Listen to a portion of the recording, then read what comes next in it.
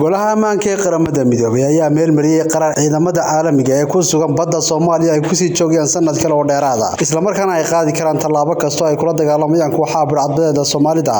sida lagu sheegay qoraal ka soo baxay golaha qararkan oo tirsigiisu yahay 2542 ayaa lagu go'aamiyay in ciidamada caalamiga ee badda Soomaaliya u jooga la dagaalanka burcadbadeeda Soomaalida inay howlgalkooda sii wataan muddo sanad ah waxaana loo fasaxay inay waji kasta kula dagaalami karaan burcadbadeeda Soomaalida oo laga cabsi inay mar kale soo laba kaclayaan qoraalkan ka soo baxay golaha amniga ee qaramada midoobay ayaa lagu sheegay in goluhu soo dhaweynaya in xeeb aanay ka dhicin wax weerar ah yeeshay ay jirta cabsi laga qabo kadib markii codsiyo nooga yimaadeen deeq bixiyaasha caalamka ayna jirta halis amni waxaan go'aansanay inaan muddo sanad ah ku darno howlgalka caalamiga ee lagu la dagaalamayo burcadbadeeda Soomaaliyeed ayaa lagu yiri go'aanka ka soo baxay golaha ammaanka ee qaramada midoobay dawladda Soomaaliya ayaa lagu weydiisay in degdeg cadaalada u horkeento una qabato